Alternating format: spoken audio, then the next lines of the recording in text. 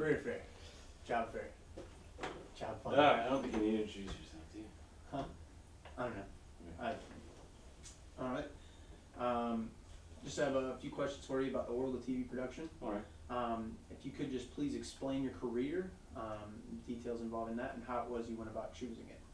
Okay. Well, the career that I chose was television production, starting in the studio and going on to photojournalism. I studied video and film production at SCAD, Savannah College of Art and Design, and right after I graduated, I attended a career fair where the ABC and Fox affiliate in Savannah were located. I went to the interview not expecting much. All they were looking for was production help around the studio, camera operation, stuff like that. I wanted to do something more than that. You know, I was an artist. And so I went and completely open-minded, and I guess I was probably the 20th student to talk to them, and most of them already had their master's degrees, and I just had my bachelor's degree. And there I am, like, realizing that I'm competing with all these master's degree students for all for like one job. We're all competing for this one job. And basically by the time they brought me in for they did interviews at the career fair. By the time they talked to me, I'd gotten into my head that do whatever it takes to get this job. So what I did was, the way I got into, because you said how did I get into the career? Yes.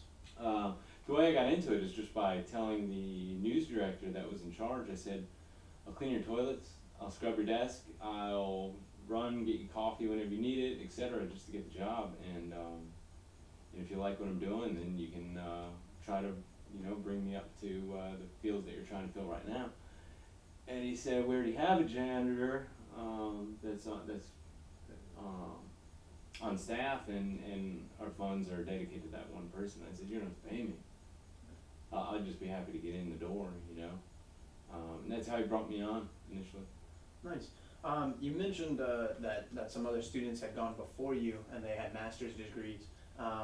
If you're breaking into this, what level of education would you say would be necessary to get where you're at? I think if for somehow you got in the door without a bachelor's degree,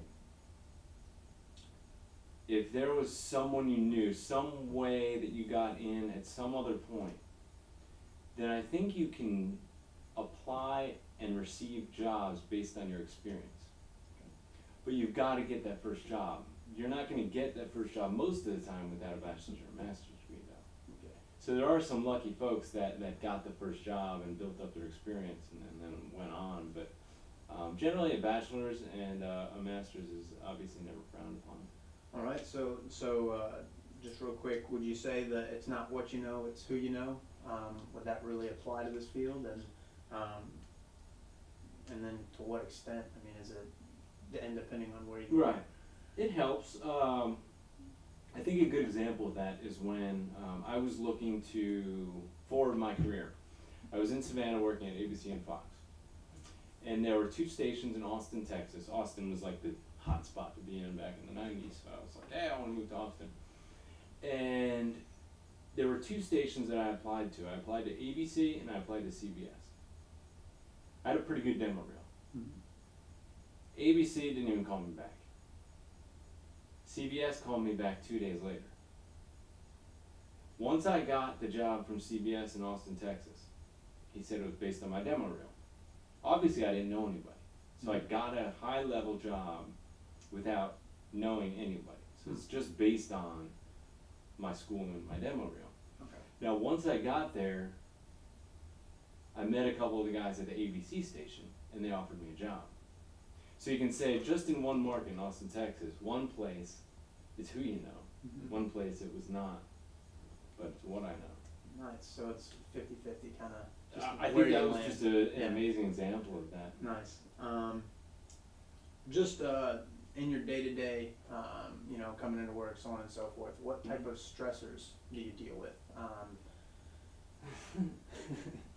The most stressful situations, is that what you're talking? Yeah. Well, in the television news business, you've got deadlines. You've got your morning news, which might be 5 a.m. You've got your noon. You've got your 5 o'clock news. You got your 6 o'clock news. You've got your 11 o'clock news. And when I was working at Fox, ABC, both, we had our 10 o'clock news. So I mean, it's all this stuff that you've got to, you've got all these deadlines. It's not just you have an assignment, hey, get it to me when it's done.